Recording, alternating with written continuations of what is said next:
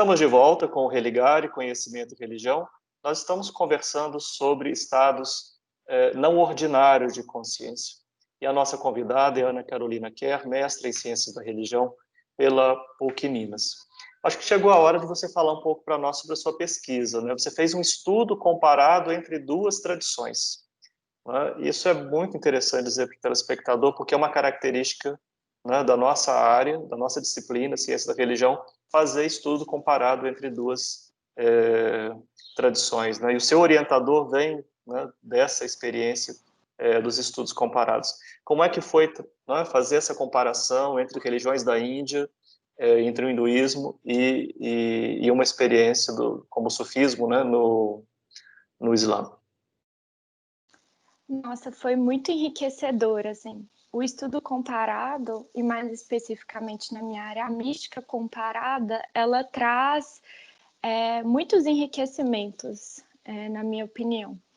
Foi muito interessante, porque o estudo comparado, ele está relacionado em você dar uma visão diferente para o fenômeno religioso. Em qual sentido? Geralmente, quando a gente fala comparado, pode remeter a ideia de que a gente está querendo igualar duas tradições ou tentar ver todas as semelhanças possíveis entre elas, e na verdade não é isso, né? Muito pelo contrário. É tentar entender a singularidade da experiência religiosa em cada uma das tradições.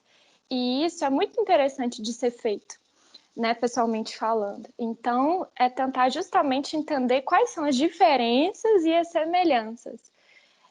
E uma coisa que eu aprendi no processo é que as diferenças elas são muito mais enriquecedoras que as semelhanças, porque é justamente nas diferenças entre esses estados não ordinários de consciência ou nas místicas das tradições que eu comparei, é justamente na diferença que a gente consegue captar a sutileza de cada uma. Então, a experiência religiosa, ela é singular em cada tradição, né? E isso no estudo comparado você consegue enaltecer essas características peculiares que fazem dela um fenômeno religioso. E as semelhanças também são muito interessantes de serem pesquisadas, porque você consegue perceber as questões devocionais, a intenção da pessoa, o que impulsiona ela a buscar o sagrado, né, o divino. Então, é sem dúvida um trabalho muito... Assim, eu fiquei muito feliz de tê-lo realizado. Sim. Bem, foi um trabalho de mestrado que você fez e você se orientou mais foi por pesquisa bibliográfica, não é isso? Que material você consultou para fazer esse estudo? Isso, foi uma pesquisa bibliográfica, e aí eu utilizei como base para o hinduísmo o Yoga Sutra de Patanjali, que é considerado o primeiro tratado compilado de yoga da história, e para justamente entender o conceito de samadhi ali, que é esse estado de supraconsciência atingido, né, através da disciplina do yoga. Utilizei também um pouco de Bhakti Yoga, que é a yoga devocional do Vaishnavismo Gaudiya, que é muito conhecido aqui no Brasil como o movimento Hare Krishna. E eles também têm um tipo de samadhi um pouco diferente, no sentido mais devocional a Krishna. Então, utilizei como base os escritos do Prabhupada, que é um importante mestre, né, dessa religião aqui no Ocidente. E para o sufismo, eu utilizei Rumi, que é um poeta persa, fundador da dança do Samá, que é a prática ritualística dos derviches girantes, né, como a gente pode chamar, que é uma prática que leva à união com Alá, que é justamente essa mística, esse êxtase espiritual de união com Deus.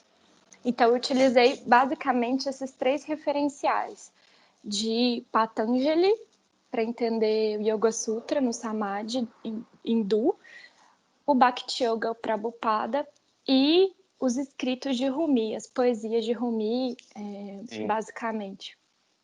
Você disse agora que o estudo comparado, né, ali onde você encontra as divergências é onde o trabalho, né, fica mais rico, né? O que é que você encontrou nesse sentido aí, nesse seu estudo?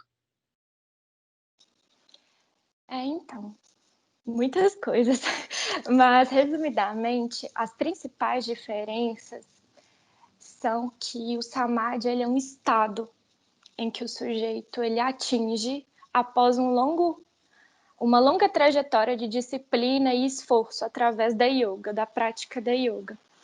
E o sama não. O sama ele é um rito, ele é uma dança que acontece durante uma cerimônia religiosa sufi e que através da prática dessa dança você vai se abrir para a união com Allah.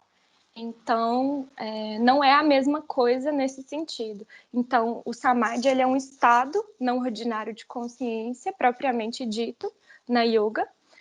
E o sama ele é uma prática, é uma dança ritualística presente na cerimônia e que ela pode me levar ao estado não ordinário de consciência, né? À união com Allah através do coração. Então, essa talvez seja a principal diferença, assim, sem falar nas questões culturais, linguísticas, antropológicas e etc., que vão permear isso tudo aí. E a principal semelhança talvez seja justamente a mística presente nas duas, que é a intenção de união com Deus, com o sagrado, com o real, com a verdade. Essa união, essa intenção de elevar sua consciência a uma identificação com o sagrado, e isso está presente em toda a trajetória mística das duas tradições. Sim. Então, Aqui talvez seja isso. Sim. Você diz que, aí eu vou sair um pouquinho do seu campo de pesquisa, mas é do seu campo vivencial, das suas próprias experiências, né? Em que a yoga, né, pois tem disso também. Você disse, olha, eu comecei lá, depois eu fui para a filosofia, vim para a ciência da religião, eu, né, fiz um trabalho de estudo comparado, mas assim, chegando para mais perto das pessoas, né, que podem acessar as práticas de yoga, né, mais comumente no seu entorno, no seu bairro, né, na sua cidade. Em que essas práticas elas podem ajudar isso nesse caminho? Bom, então, a yoga no Brasil, ela tem um pequeno problema que ela é muitas vezes vista somente como uma prática física. É verdade. E na verdade, ela é uma prática essencialmente religiosa.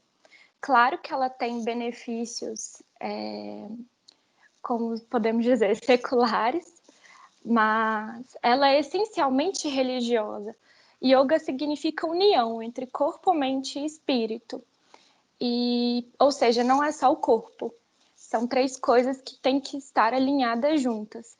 Então, uma coisa interessante é você tentar pensar para além do exercício físico, pensar como que aquilo pode te fazer alguém melhor, no sentido de uma saúde mental melhor, no sentido de diminuição do estresse, da ansiedade, de te fazer mesmo um ser humano melhor que vá para além da atividade física, que também é importante.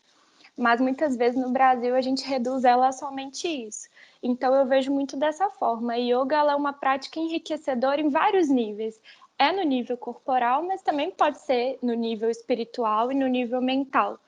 Né? Então, por isso que o estudo teórico dela é tão importante, porque aí permite com que a gente aprofunde melhor sobre isso e consiga fazer com que o conhecimento religioso, espiritual dela também chegue nas pessoas, e não somente esse lado que eu mencionei.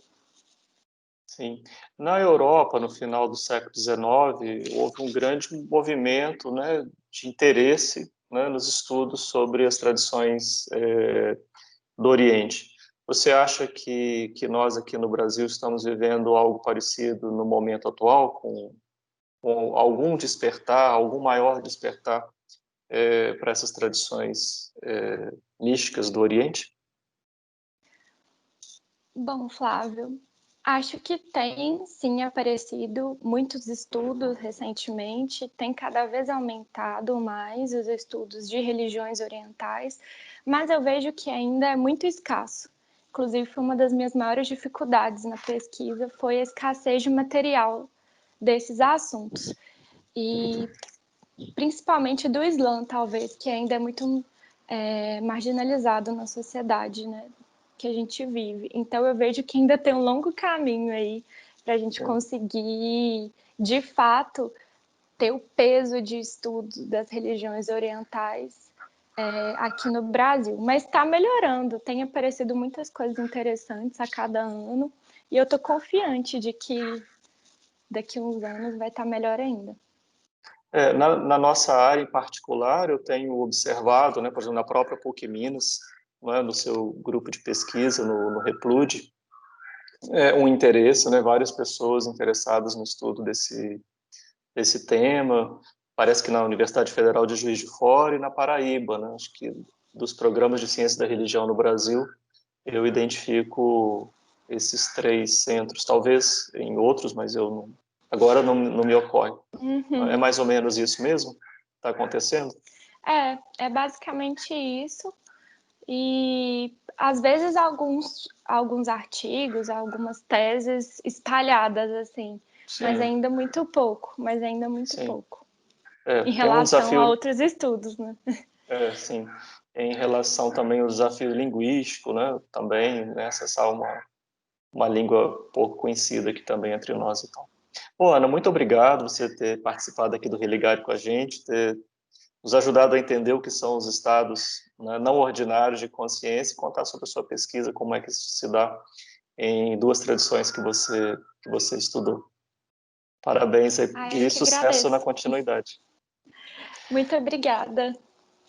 Obrigado a você. O Religar é um projeto de extensão do Programa de Pós-Graduação em Ciências da Religião da PUC Minas. Você pode conhecer as nossas atividades e cursos acessando pucminas.br/ppgcr. O Religar de hoje fica por aqui.